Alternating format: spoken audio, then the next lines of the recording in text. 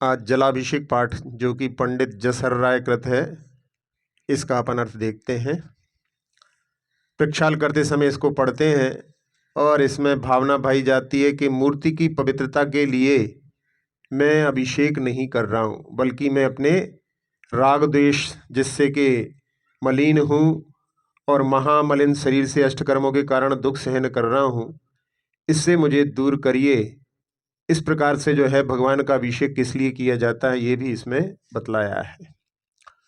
जय जय भगवन्ते सदा मंगल मूल महान, वीतराग सर्वज्ञ प्रभु नमो जोरी जुगपान।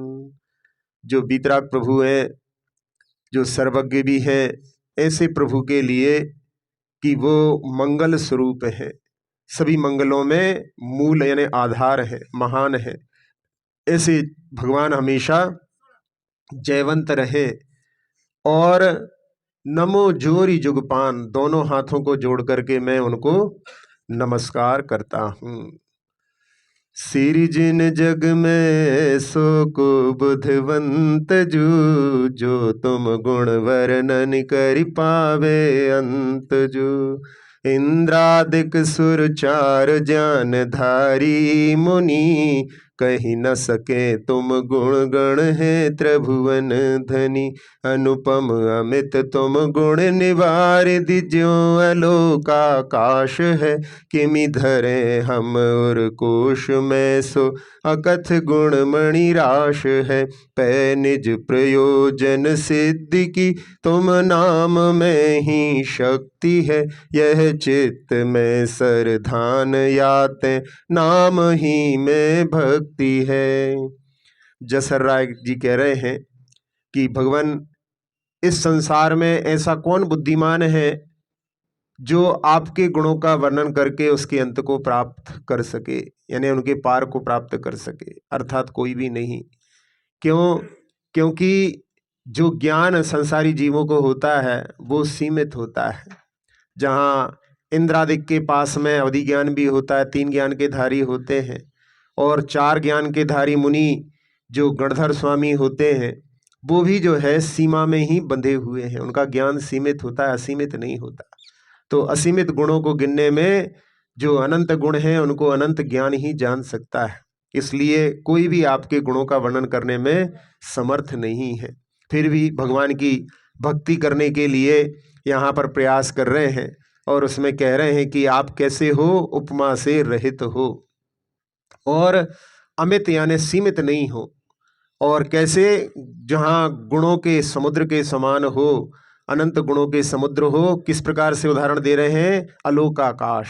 अलोकाकाश में कोई सीमा नहीं। लोकाकाश तो 343 राजू का होता है, जो कि अनंत आकाश के बीच में मध्य में होता है। अलोकाकाश की उपमा दे रहे हैं। अब उपमा भी दे रहे हैं, लेकिन वो उपमा भी अपने लिए दृष्टिगोचर नहीं होती। तो इसलिए यहाँ पर उपमा भी दे रहे हैं और साथ साथ में कह रहे हैं आप उपमा तीत हो। भगवान, हम आपको अपने हृदय में कैसे धारण करें?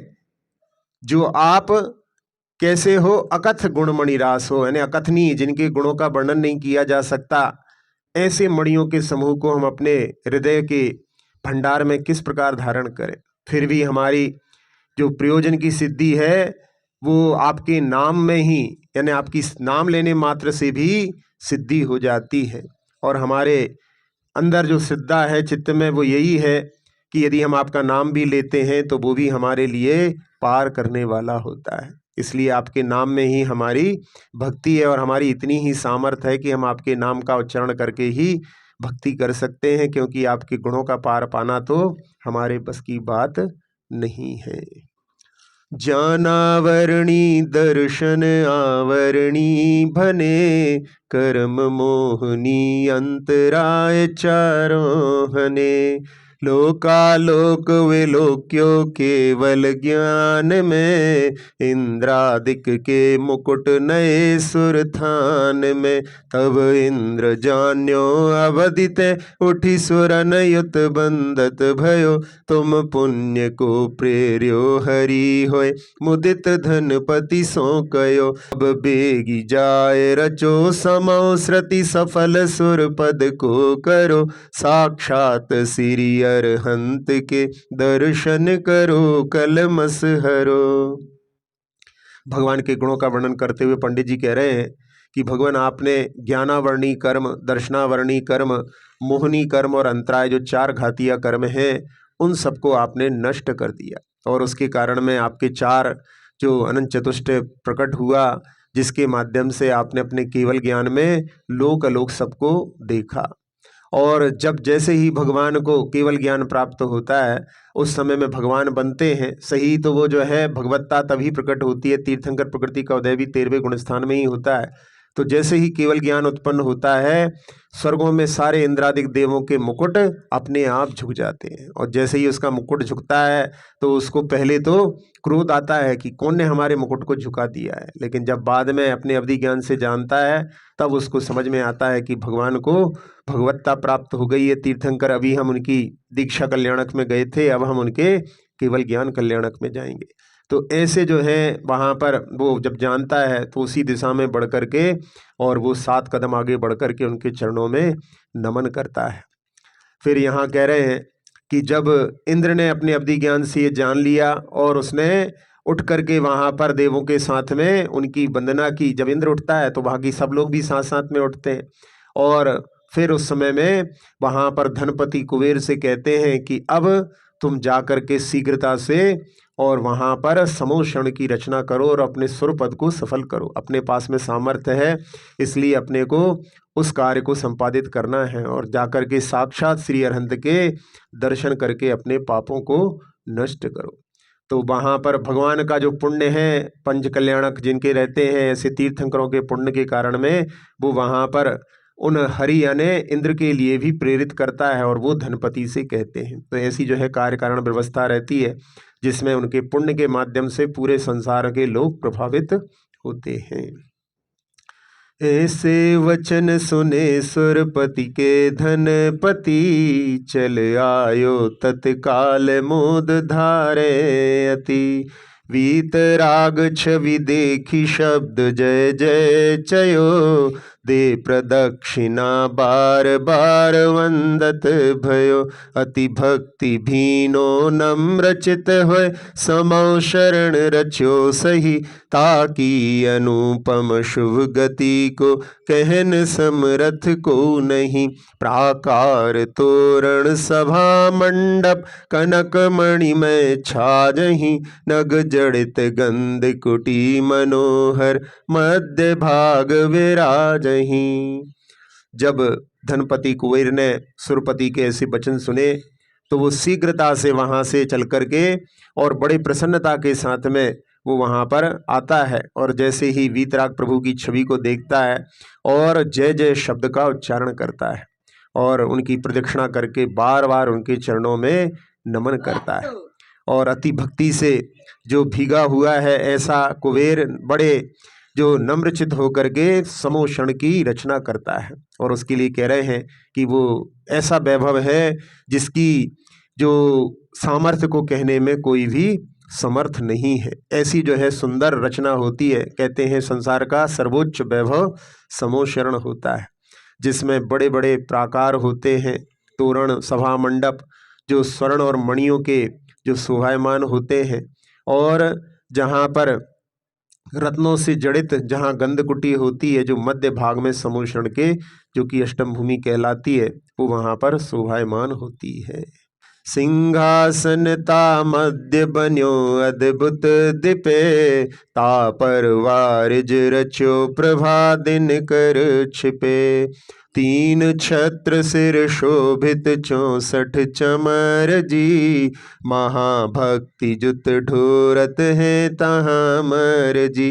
प्रभु तरन तारन कमल ऊपर, अंतरिक्ष विराजिया, यह वीत राग दशा प्रत्यक्ष विलोक भविजन सुख लिया। मुनि आदि द्वादश सभा के, भवि जीव मस्तक नायके, बहु भांति बारंबार पूजे, न मैं गुण गण गाय के। जहाँ गंधकुटी के ऊपर बीच में जहाँ पर अद्भुत सिंहासन शोभायमान है, और उसके ऊपर वारिज यानी जो वारी में उत्पन्न होता है जल में, जैसे जलज बोलते हैं, तो उसके ऊपर कमल की रचना है, और उसकी ऐसी जो है कांति रहती है कि उसके सामने सूर्य भी छिप जाता है। और जहाँ भगवान के ऊपर तीन छत्र होते हैं और 64 चमर जहाँ पर महाभक्ति के साथ में देवगण उनके ढोरते हैं। तो ऐसे 8 प्रातिहारों का वर्णन भी यहाँ पर पंडित जी कर रहे हैं, तो जिसके माध्यम से भगवान के समूह शरण की गंधकुटी में किस प्रकार की रचना होती है। और उसके ऊपर जो तरन तारन स्वयं तरने वाले हैं, दूसरों को तारने वाले हैं, ऐसे प्रभु कमल के ऊपर अंतरिक्ष में विराजित होते हैं। जहाँ जैसे ही भगवान को केवल ज्ञान होता है 5000 धनुष ऊपर उठ जाते हैं, और उनको ले वहाँ पर रख करके और सारी रचना बाद में की जाती है, तो सब जो है उनको स्पर्श नहीं करती, इसलिए भगवान अंतरिक्ष में विराजमान है। और जहाँ उस ऐसे वैभव को भी स्पर्श नहीं कर रहे हैं, इस प्रकार की बीतराग अवस्था को देख करके भव्य जीव सुख प्राप्त करते हैं। और उनकी जहाँ 12 सभाएं होती हैं, जिसमें मुनि देव देवियाँ आदि सब जो है वहाँ पर, जिसमें मनुष्य और तिर्यंच भी आकर के 12 सभाओं में स्थित होकर के बड़े भक्ति से जो है उनके चरणों में नमन करते हैं, बार बार उनकी पूजा करते हैं और उनके गुण समूह का गान करते हैं। ऐसे जो है भगवान के समूह शरण में सब जीव जो है लाभ प्राप्त करते हैं। परमोदारिक दिव्य देह पावन सही, क्षुदा तृषा चिंता भय गद दूषण नहीं। जन्म जरा मृति अरति शोक विस्मय नसे, राग रोष निद्रा मद मोह सबई खसे। श्रम बिना श्रम जल रहित पावन अमल ज्योति स्वरूप जी, शरणागतन की असुचिता हरि करत विमल अनूप जी। ऐसे प्रभु की शांत मुद्रा को नवन जल तय करे, जस भक्ति बस मन उक्ति ते हम भानु ढिग दीपक धरे। कह रहे हैं कि भगवान का जो शरीर होता है वो परमोदारिक होता है। परमोदारिक यानी जो अपना औदारिक शरीर है उसमें निगोदिया जीव होते हैं। 12वें गुणस्थान में जैसे ही भगवान का जहाँ दूसरा शुक्ल ध्यान प्रारंभ होता है, उसी समय में शरीर से निगोदिया जीव निष्कासित होने लगते हैं, और जैसे ही 13वें गुणस्थान में पहुँचते हैं उनका शरीर स्फटिक मणि के समान पारदर्शी हो जाता है। इसी परम औदारिक शरीर में जो कि बड़ा पवित्र है, अत्यंत दिव्य है, ऐसे जो है शरीर में जहाँ उनके 18 दोषों से जो रहित होते हैं, भगवान को क्षुधा नहीं लगती। अपन लोग यदि भोजन नहीं करें तो अपने शरीर के जो निगोदिया जीव हैं उनके लिए वहाँ पीड़ा होती है, लेकिन वो जो है उनको पीड़ा देने का भाव नहीं होने के कारण में उपवास आदि में अपने लिए दोष नहीं लगता, लेकिन वो जो है वहाँ पर उनके लिए जो भोजन करते हैं तो अपन केवल अपन ही नहीं खाते, बहुत सारे इसमें पलते हैं उसके साथ साथ में शरीर में रहने वाले जीव। तो वो क्षुधा भगवान को नहीं होती, तृषा भगवान को नहीं लगती, यानी प्यास नहीं होती, चिंता नहीं होती, किसी से भय नहीं। इसीलिए जहाँ जो भयभीत होते हैं वो अपने आसपास में अस्त्र शस्त्र रखते हैं। भगवान जो है निर्भय हैं, इसलिए भय से रहित हैं, अस्त्र शस्त्र से रहित हैं। भगवान को रोग नहीं होता। रोग जो है संसारी प्राणियों को होते हैं, भगवान रोग से अतीत हैं। भगवान का जन्म भी नहीं होता, भगवान को बुढ़ापा भी नहीं आता, मरण भी नहीं होता, जबकि मरण को ही वो विजय प्राप्त कर लेते हैं। किसी भी पदार्थ के प्रति उनके मन में अरति भाव उत्पन्न नहीं होता। उनका अपना आत्म तत्व ही मुख्य है, उसी को उन्होंने प्राप्त कर लिया है, बाकी सब पदार्थों को पहले ही छोड़ दिया है, तो कोई शोक का नाम नहीं। और सब कुछ ज्ञान है, इसलिए भगवान को कोई चीज़ को देख करके आश्चर्य भी नहीं होता, और राग रोष निद्रा भी नहीं होती, और अहंकार भी नहीं होता। कभी धनंजय ने भगवान की स्तुति करते हुए कि भगवान आपने केवल मुक्ति का मार्ग देखा है, बाकी संसार के जीवों ने चारों गतियों के सघन मन को देखा है। तुलनात्मक दृष्टि से देखा जाए तो लोगों ने चार चार मार्ग देखे हैं, आपने केवल एक मार्ग देखा है। इसलिए कभी भी आपने गर्व से अपने बाजुओं को नहीं देखा। इसलिए भगवान की मुद्रा देखो, हाथ नीचे लटका करके ऐसे खड़े हैं जैसे हम तो कुछ जानते ही नहीं। तो ये भी एक ब्याज निंदा अलंकार में लगता निंदा जैसी है, लेकिन यहाँ भगवान की स्तुति इस प्रकार से, मोह से भी रहित हैं, ऐसे जो हैं 18 दोषों से रहित होते हैं और भगवान के शरीर से पसीना नहीं निकलता, थकावट नहीं होती। तो ऐसे 18 दोषों से रहित जो पावन है, निर्मल है और ज्योति स्वरूप है, शरण में आता है, उनके लिए उनकी भी जो है अशुचिता को दूर करके निर्मल और अनुपम करने वाले हैं। ऐसे प्रभु की जो है शांत मुद्रा को यहाँ पर लोग अभिषेक करते समय जल से अभिषेक करते हैं। और यहाँ पर जसराज जो कवि हैं वो कह रहे हैं कि हम भक्ति के बस में आपकी इस प्रकार से स्तुति कर रहे हैं जैसे लोग सूर्य के सामने दीपक रखते हैं। तो सूर्य के सामने, सूर्य इतना प्रकाशमान है, उसके सामने दीपक रखते हैं। तो ऐसे ही हमारी जो भक्ति है वो उसी तुलना को प्रदर्शित करती है। तुम तो सहज पवित्र यही निश्चय भयो, तुम पवित्रता हेत नहीं मज्जन ठयो। मैं मलिन रागादिक मलते हुए रयो, महामलिन तन में बस विधिवश दुख सयो। बीत्यो अनंतों काल यह मेरी अशुचिता ना गई, तिस असुचिता हर एक तुम ही भरहु वांछा चित ठई। अब अष्ट कर्म विनाश सब मल, रोष रागादिक हरो, तन रूप कारागेहते उद्धार शिव वासा करो। भगवान से कह रहे हैं कि भगवान आप तो पवित्र हो, स्वभाव से ही पवित्र हो, ये मेरे मन में निश्चय है। और मैं आपकी पवित्रता के लिए कि मैं आपको पवित्र कर दूं, इसलिए मैं आपका अभिषेक नहीं कर रहा हूं। तो किस लिए अभिषेक कर रहे हैं कि मैं तो राग द्वेष मोह से मलिन हूं और महामलिन शरीर से अष्टकर्मों के कारण में मैं दुखों को प्राप्त कर रहा हूं। इसलिए उन दुखों से मुक्ति के लिए भगवान मैं आपका अभिषेक कर रहा हूं। कई लोगों की ऐसी धारणा है कि दिन भर में धूल आदि रहती है, चढ़ जाती है, इसलिए अभिषेक आवश्यक होता है। ये गलत धारणा है। भगवान के ऊपर जहाँ वैमानिक देव लोग भी जो है, सारे चारों निकाय के देव प्रतिदिन भगवान की आराधना करते हैं, वहाँ पर धूल का कोई नाम भी नहीं है, लेकिन फिर भी भगवान की भक्ति अभिषेक अपने परिणामों के निर्मलता के लिए की जाती है। और कह रहे हैं कि अनंतों काल बीत गए भगवान, ये मेरी असुचिता अभी तक नष्ट नहीं हुई, क्योंकि मैंने आपका जो है सानिध्य नहीं किया। इसलिए कह रहे हैं असुचिता को नष्ट करने वाले केवल आप ही हो। और ऐसी ही वांछा इच्छा लेकर के मैं आपके जो है शरण में आया हूँ। और अब शीघ्र ही मेरे अष्टकर्मों को नष्ट करके सारे जो राग द्वेषादि मल हैं उनसे दूर मुझे करो। और जो तन भी जो है हमारे लिए कारागर के समान है, जहाँ पर जेल है, शरीर भी एक आत्मा के लिए जेल है, उससे निकाल करके हे भगवान हमारे लिए भी मोक्ष प्राप्त कराओ और हमारे लिए शिव यानी जो सिद्ध शिला है उस पर हमारा वास हो। ऐसी भावना रख करके भगवान का अभिषेक कर रहे हैं। मैं जानत तुम अष्ट कर्म हरि शिव गए, आवागमन विमुक्त राग वर्जित भय। पर तथापि मेरो मन रथ पूरत सही, नए प्रमाण ते जानी महासाता लही। पापाचरण तजि नवन करता, चित्त में से धरूं साक्षात श्री अरहंत का, मानो नवन परसन करूं।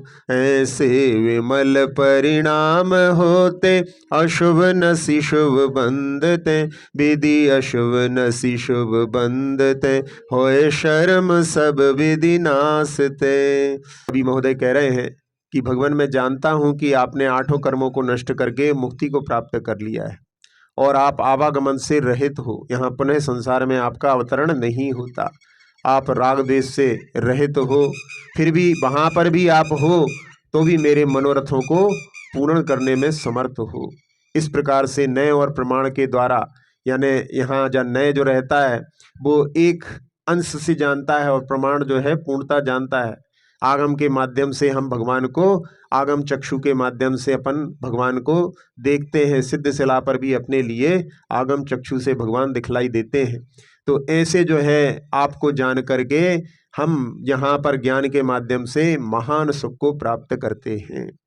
और सारे जो कार्य होते हैं श्रावक के, जब जिनालय में प्रवेश करता है तो सारे पापों से दूर हो जाता है। तो इसलिए यहाँ पर कह रहे हैं कि पाप रूपी आचरण को त्याग करके, और मैं मन में ऐसे भाव रख रहा हूँ कि मैं साक्षात श्री अरहंत का मानो नवन और स्पर्शन कर रहा हूँ। वास्तव में जो अरहंत भगवान होते हैं उनके लिए कोई भी स्पर्श नहीं कर पाता। जहाँ जब समो शरण में जैसे ही उनके लिए केवल ज्ञान होता है, वहाँ गंध कुटी में 3 जो रहती हैं उन पीठिकाओं में से केवल पहली पीठिका पर जो है वहाँ पर परिक्रमा कर सकते हैं, उसके ऊपर कोई ऊपर नहीं चढ़ सकता। तो ऐसे जो है भगवान को कोई भी स्पर्श नहीं कर पाता।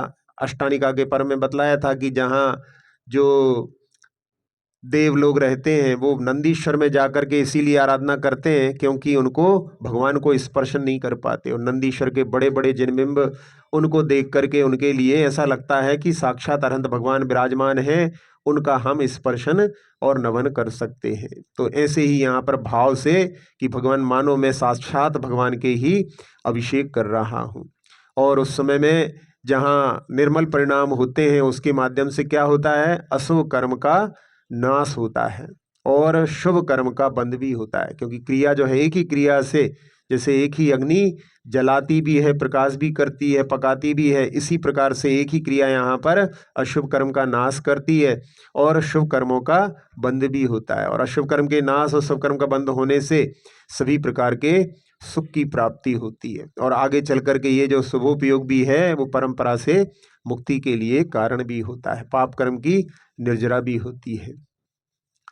पावन मेरे नयन भय तुम दरसते, पावन पानी भय तुम चरणनि परसते, पावन मन होए गयो तिहारे ध्यान ते, पावन रसना मानी तुम गुण गानते, पावन भई पर जाए मेरी भयो में पूर्ण धनी, मैं शक्ति पूर्वक भक्ति कीनी, पूर्ण भक्ति नहीं बनी, धन धन्य ते बड़ भागी भवितिन, नीव शिव घर की धरी, वर क्षीर सागर आदि जल, मणिकुंभ भर भक्ति करी। हाँ, भगवान के दर्शन करते हुए कह रहे हैं कि मेरे नेत्र पवित्र हो गए आपके दर्शन से। सही कार्य तो जो है भगवान के दर्शन करना है नेत्रों का, जिनके माध्यम से पाप की निर्जरा होती है, सम्यक दर्शन का वही कारण बनता है। और नेत्रों का प्रयोग और कहीं करते हैं, पापों के क्षेत्र में करते हैं, तो वो जो है सही उसका उपयोग नहीं। इसलिए कह रहे हैं कि भगवान जहाँ नेत्र अपवित्र हो जाते हैं लेकिन आपके दर्शन करने से वो भी पवित्र हो जाते हैं।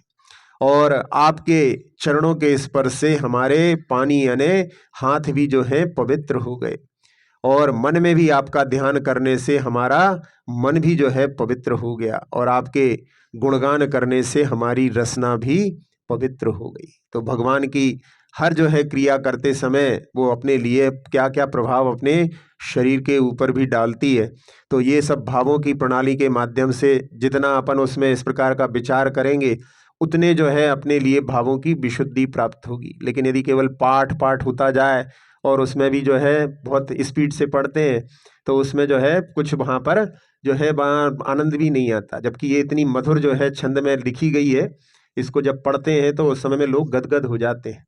तो इसके लिए जो है खाना पूर्ति नहीं करना चाहिए, जब करते ही हैं तो अच्छे से जो है भक्ति के साथ में, बल्कि 2 पंक्तियां जो है पुरुष वर्ग पढ़े, 2 पंक्तियां जो है महिला पढ़े, इस प्रकार से पढ़े तो बहुत आनंद आ सकता है कि भगवान पावन मेरी पर्याय हो गई और भयो में पूर्ण धनी। यही सबसे बड़ा धन है, भक्ति रूपी धन जिसके पास में है वो ही धनवान है। बाकी सब धन भी होने के बाद में यदि भक्ति के लिए समय नहीं निकल पाता तो वो निर्धन से भी गया बीता है। जिसके पास में भगवान की भक्ति नहीं, उसका जो है जीवन नहीं। तो ऐसे वहाँ पर भाव की सही धन तो जो है भगवान मैंने आपकी भक्ति रूपी धन को पाया है। और फिर अपनी लघुता भी बता रहे हैं कि मैंने शक्ति पूर्वक आपकी भक्ति की है, लेकिन आपकी पूर्ण भक्ति करने में मैं असमर्थ हूँ, क्योंकि पूर्ण भक्ति, पूर्णता जो है प्राप्त करना हम सबके बस की बात नहीं है। कहा भी जाता है कि आइडियल कंडीशन नेवर एग्जिस्ट, जो आदर्श स्थितियां होती हैं वो कभी भी घटित नहीं होती। जहाँ गाड़ियां भी होती हैं उनमें लिखा रहता है कि इतने इतने जो है स्पीड पर, इतने इतने पर जो है कितने में किलोमीटर चलेगी, इतना पेट्रोल खाएगी, सब ये केवल आइडियल कंडीशन रहती हैं जो कभी भी प्राप्त नहीं होती। तो उसमें इसी प्रकार से हम कितनी भी कोशिश करें, लेकिन पूर्णता को प्राप्त करना छद्मस्त के लिए संभव नहीं है। तो ऐसे जो है भगवान की भक्ति करते हुए ये लघुता का भाव भी वहाँ पर, नहीं तो जहाँ बस अहंकार भी आ सकता है कि हमने बहुत अच्छी भक्ति की है, तो उसमें ये लघुता का भाव रखे कि भगवान हम आपकी भक्ति कैसे कर सकते हैं, ऐसा भाव रहे, तब उस समय में वो सही भक्ति का लक्षण कहलाता है। और फिर कह रहे हैं कि अपनी ही नहीं अनुमोदना कर रहे हैं, जितने लोगों ने भगवान की भक्ति की है, ये अनुमोदना का ऐसा जो है गुण है जिसके माध्यम से व्यक्ति अपने द्वारा किए हुए कार्य तो हैं ही, लेकिन पूरे लोक में जहाँ जहाँ भक्ति हो रही है उनकी सबकी अनुमोदना करके बहुत सातिशय पुण्य का अर्जन कर सकता है। लेकिन ऐसे भाव भी वहाँ पर होना बहुत दुर्लभ है। पुण्य का उदय होता है तभी जो है दूसरे लोगों की अनुमोदना के भाव उत्पन्न होते हैं। जहाँ आचार्य कुमुद चंद्र महाराज ने भी कल्याण मंदिर स्तोत्र में कि वहाँ पर वो कह रहे हैं कि धन्या तेव, वे सभी धन्य हैं जो तीनों संध्या काल में सारे कार्यों को छोड़ करके भगवान की आराधना करते हैं। तो उन्होंने जितने भी जो प्रतिमाधारी हैं, जो मतलब प्रतिमाधारी से लेकर के और सारे श्रमण सब उसमें आ गए, इतने सारे लोगों के लिए उन्होंने धन्य कह करके एक पंक्ति के माध्यम से सबकी अनुमोदना कर ली। तो ऐसा जो है अनुमोदना का भाव यहाँ पंडित जी कह रहे हैं कि धन्य धन्य ते बड़ा भागी, वो बड़े भाग्यशाली लोग हैं जिन्होंने भगवान की भक्ति करके और अपने मोक्ष महल की नींव को भर लिया, क्योंकि भक्ति को सम्यक तो कहा जाता है।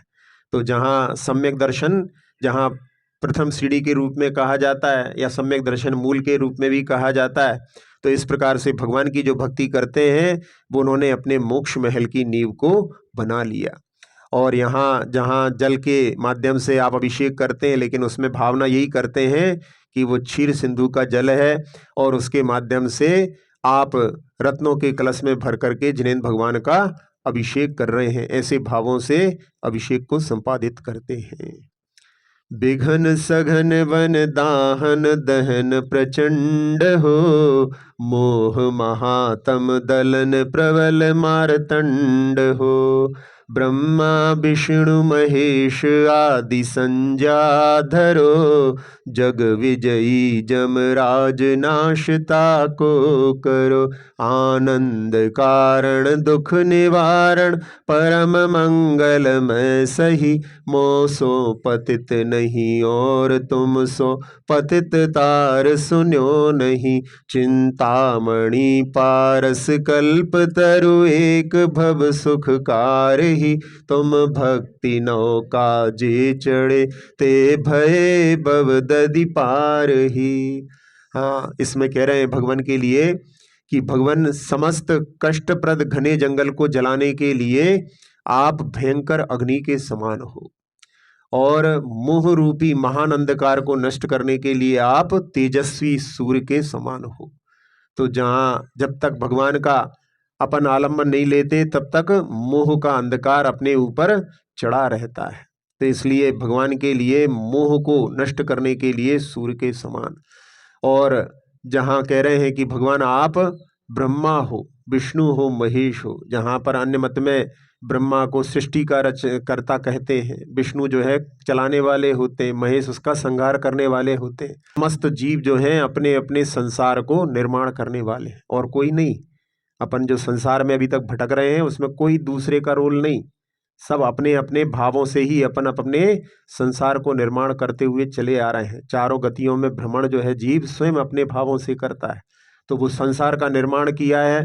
तो यहाँ पर जो है समस्त जीवों के लिए भी ब्रह्मा कह सकते हैं, यहाँ भगवान के लिए ब्रह्मा कहा है, तो भगवान ने जो है धर्म सृष्टि की रचना की। जहाँ आदिनाथ भगवान ने पहले भोग भूमि थी, कर्म भूमि प्रारंभ हुई, लोग कुछ नहीं जानते थे, तो उन्होंने धर्म सृष्टि की रचना की। तो धर्म सृष्टि की रचना की अपेक्षा से ब्रह्मा कहलाते हैं। और विष्णु उन्होंने धर्म तीर्थ का प्रवर्तन किया उस अपेक्षा से, और महेश उन्होंने अपने कर्म संसार को पूरा नष्ट कर दिया। तो इस अपेक्षा से भगवान ही ब्रह्मा विष्णु महेश हैं। और प्रत्येक जीव भी जहाँ अपने अपने अभी कर्मों का जो है निर्माण कर रहा है वो ब्रह्मा है, और अपने संसार को चला रहा है। लेकिन जब तक संसार को नष्ट नहीं करेगा तब तक जो है उसके लिए महेश की संज्ञा प्राप्त नहीं होगी। दो संज्ञाएं तो हैं संसार को चलाने की अपेक्षा से, लेकिन वास्तव में ये जो है जहाँ पर जो धर्म तीर्थ का प्रवर्तन है वही वास्तव में स्वयं पार होने वाले हैं और दूसरों को पार करने वाले हैं। बाकी तो संसारी जीव जो है स्वयं जो है पतित हो रहे हैं और दूसरों को भी पतित करने वाले होते हैं। तो वास्तव में ये संज्ञाएं भगवान के लिए ही शोभायमान होती हैं। और भगवान के लिए कह रहे हैं कि आपने जिसने पूरे जगत पर विजय प्राप्त कर ली है, ऐसे यमराज को भी आपने नष्ट कर दिया। जहाँ यमराज कोई और नहीं, आयु कर्म ही है। जो आयु कर्म जीव स्वयं बांधता है, तो उस आयु कर्म को ही भगवान ने नष्ट कर दिया। नहीं तो बार बार जो है एक आयु समाप्त होती नहीं है और दूसरी आयु को जीव बांध करके जाता है। उसके पहले नहीं, वो खत्म हो जाए उसके बाद में फिर नहीं, पहले ही भाग में आयु बंधती है। तो जैसे किसी की आयु 81 वर्ष है तो पहली बार यदि उसकी आयु बंधेगी तो 54 वर्ष में बंधेगी, और 54 वर्ष में यदि नहीं बंधी तो फिर उसके बाद में बचे हुए जो 27 वर्ष हैं उसमें से 18 निकलने पर, यानी 72 वर्ष में दूसरी बार उसको आयु बंधने का अवसर प्राप्त होगा। यदि उसमें भी नहीं बंधी, ऐसे ही करते करते 2 तिहाई निकालते जाओ, इसमें 8 वर्ष में यदि बंद नहीं होता तो अंत समय में जहाँ कभी मरण होता है तो उस समय में उसको असंक्षेप अद्धा बोलते हैं। काल में तो जीव अपनी आयु को बांध करके ही इस शरीर को छोड़ता है, उसके पहले इस शरीर को नहीं छोड़ते। तो वो आयु का बंध होता है तो उस समय में वो जीव जो है एक आयु को छोड़ नहीं पाता है, दूसरी को बांध लेता है। तो ये जो है जैसे बीज और वृक्ष संतति होती है, एक बीज से वृक्ष बना, फिर वृक्ष से बीज बने, ऐसी चलती रहती है। तो यही अपनी एक आयु समाप्त नहीं होती, दूसरी भर लेते हैं। तो ऐसे ही जो है ये परंपरा चल रही है। तो भगवान ने उस आयु कर्म को ही नष्ट कर दिया। तो जहाँ लोक में भले ही यमराज कोई आता है लेने आदि के लिए, वो तो रूपक के रूप में देखना चाहिए, वास्तव में कोई यमराज नहीं है। अपना ही आयु कर्म जो है वो ही जब समाप्त हो जाता है तो उसी के माध्यम से फिर जो है जीव एक गति से दूसरी गति में चला जाता है। तो भगवान ने उस आयु कर्म को ही नष्ट कर दिया। और भगवान कैसे हैं? आनंद कारण, सबके लिए आनंद को करने वाले हैं, दुखों को दूर करने वाले हैं और परम मंगलमय है। उनके अलावा कोई संसार में मंगलमय नहीं। जैसा मंगल भगवान का स्वरूप है वैसा मंगल कोई का नहीं। और फिर भगवान से कह रहे हैं कि भगवान मेरे समान पतित पापी कोई संसार में दूसरा नहीं, और आपके समान पापियों को तारने वाला कोई दूसरा हमने सुना नहीं। तो दोनों जो है सीमा पर हैं। इसीलिए आचार्य सिंह ने भी एक काव्य में कि ज्ञान छोर तुम में रहा, ना समझ की छोर। भगवान के लिए कह रहे हैं कि भगवान ज्ञान का छोर सबसे उत्कृष्टता आपके पास में है, और ना समझ की जो छोर है उसकी ओर मैं खड़ा हुआ हूँ। छोर पकड़कर खींच लो अपनी ओर, ऐसा कुछ भाव उसमें है कि भगवान जहाँ डोरी जुड़ी हुई है तो आप अपनी ओर खींच लो। तो ऐसी भक्ति के भाव होते हैं जहाँ अपने आप को बिल्कुल हम तो कुछ भी नहीं है, इस प्रकार के भाव से। तो हाँ, भगवान से कह रहे हैं कि भगवान मेरे समान कोई दूसरा पापी नहीं, और आपके समान कोई संसार से पार करने वाला सुना नहीं। और संसार में जहाँ चिंतामणि रत्न जिसके पास में जो कुछ चिंता की जाए, विचार किया जाए, वो उसको प्रदान करने में समर्थ होती है। और पारसमणि जो होती है वो लोहे को भी स्वर्ण बना देती है। और कल्प वृक्ष वो होते हैं, वो भी जिनके सामने जो जिस प्रकार के होते हैं, जैसी कामना की जाती है उनको प्रदान करते हैं। लेकिन ये सब क्या होते हैं? एक भव सुखकार ही, उस भव में ही केवल सुख देने वाले हैं। लेकिन आपकी भक्ति जो है, आपकी भक्ति रूपी नौका जो है, जो इस पर चढ़ जाता है वो भवदधि से पार हो जाता है, संसार समुद्र से पार हो जाता है। तो ये सब चीज़ें जो है कुछ नहीं मांगना भगवान से। भगवान से केवल यदि मांगना ही है तो जिने भक्तिर जिने भक्तिर दिने दिने सदा मेस्तु सदा मेस्तु भवे भवे। भगवान आपकी भक्ति ही हमको भव भव में प्राप्त हो, और ये सब चीज़ें लौकिक चीज़ें हमारे लिए कोई कामना नहीं करना। लेकिन मन में जो है कुछ ना कुछ कामनाओं को लेकर के, अभी विचार आ रहा था थोड़ी देर पहले की, अधिकतर जो है बस अपने कुछ कुछ चीज़ों के लिए ये हो जाए वो हो जाए, मतलब मूल जो चीज़ है उसकी ओर दृष्टि बहुत दुर्लभ है। सब जो है मंत्र तंत्र मिल जाए, कोई ये मंत्र दे दो कोई वो मंत्र दे दो, बस इसी में लगे हुए हैं। इस संसार से पार होने के लिए कोई विचार ही नहीं उठता। तो ये जो है भगवान के समीप आकर के भी, भगवान के रूप को देख करके भी हमारे अंदर इस संसार के स्वरूप को यदि हम नहीं समझ पाए कि संसार जो है जिसमें कोई सार नहीं है, उस सार से भगवान ने निस्सार समझ करके छोड़ करके और पार को प्राप्त किया, तो हमारे मन में ऐसा एक बार भी यदि भाव आ जाए कि हमें भी पार होना है, वही जो है हमारे लिए कारगर हो सकता है। बाकी सब चीज़ें तो यहीं पर छूट जाने वाली हैं। इसलिए यहाँ पर कह रहे हैं कि ये सब चीज़ें तो एक भव में ही केवल सुख देने वाली लगती हैं। वास्तव में जो भव भव की जो पीड़ा को हरने वाली है वो भगवान की भक्ति है। तो ऐसी भक्ति रूपी नौका पर जो चढ़ते हैं वो संसार समुद्र से पार हो जाते हैं। तुम भवददिते तरि गए, भय निकल अविकार, तारतम्य इस भक्ति को हमें उतारो पार। कह रहे हैं भगवान आप भव समुद्र से पार हो गए, और जहाँ निकल, कल यानी शरीर होता है, तो शरीर से भी जो है रहित हो गए, ज्ञान शरीरी हो गए, और सारे विकारों से भी रहित हो गए। जहाँ मुक्ति प्राप्त करते हैं तो उस समय में 9 कर्म, ये शरीर आदि सब जो हैं समाप्त हो जाते हैं। भाव कर्म, जो कर्मों के माध्यम से अपने भाव उत्पन्न होते हैं, वो भाव कर्म कहलाते हैं।